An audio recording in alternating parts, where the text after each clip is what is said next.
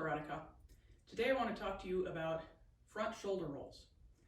Rolls and falls are the most widely applicable thing that you will learn in the dojo because it doesn't just apply in the dojo. It applies anytime you fall down. That could be a slip on the ice, that could be a fall off your bike. That's how I've used it. If you know how to slap out of your fall or roll out of your fall, you're a lot less likely to get hurt, or at least less likely to get as hurt. So we're going to start with front rolls. First step, learn to turn yourself into a ball. To do that, you pull your knees up, you round your back, you tuck your chin. The way I like to teach this is to have students sit like this, bring their arms around the outsides of their legs and grab their pant legs, and then just roll.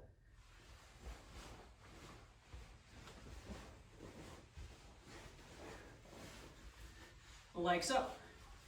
When you get dizzy, then you roll the other direction.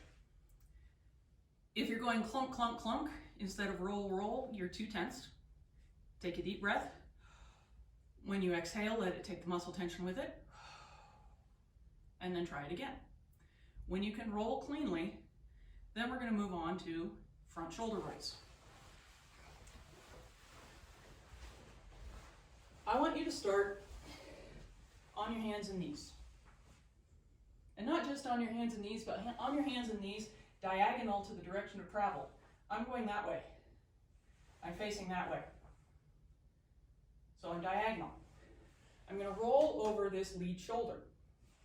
So once I'm down on my hands and knees, I'm going to reach that lead hand, which in this case is my left hand, all the way under until my shoulder's on the ground. I'm going to tuck my chin, and then I'm going to use my other hand on my legs to push myself over into a roll.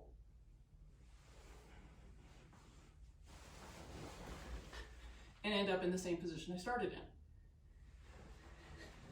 Go back the other direction. I just turned 90 degrees, so now I'm facing that way, but I'm traveling that way. Now I'm going over my right shoulder, but I'm going to do the same thing. I'm going to reach under until my shoulder's on the floor, tuck my chin, and then push myself over and roll.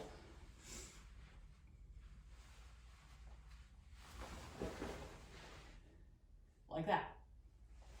When you get pretty good at that one, then I'm going to have you get up on one knee like this.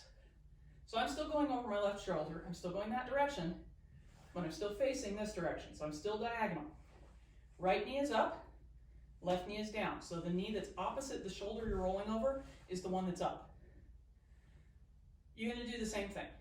You're going to reach under your leg until your shoulder's on the ground, and then you're going to push yourself over and roll. Make sure your head stays off the ground.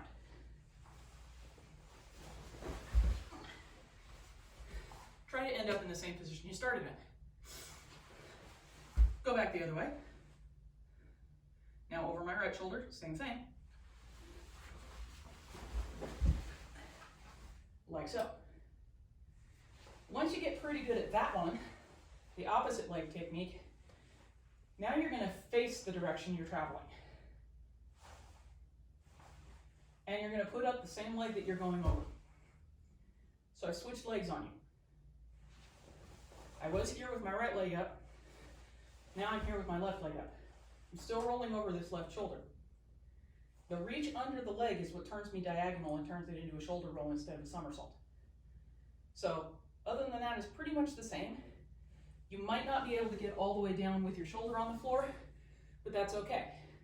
Hopefully you're used to that rolling motion by now. So you reach under your leg, tuck your chin, and roll. Into the same position you started in. Reverse. Right shoulder, under the leg, tuck your chin, and roll.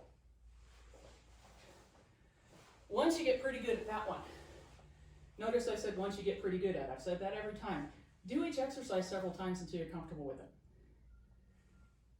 Once you get pretty good at kneeling, now you're going to stand up. It's the same idea though. You're still turning yourself into a ball. You just are going to have a little bit more energy into your roll.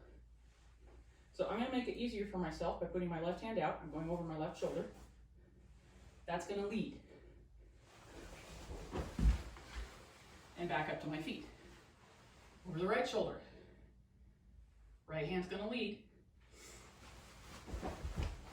And back up to my feet.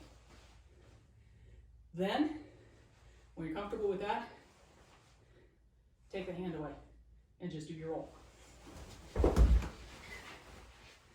And same thing the other way. Do not let your head touch the floor. If you're working like I am on a concrete floor, you're gonna know about it when it touches. So, I hope that helps. Enjoy.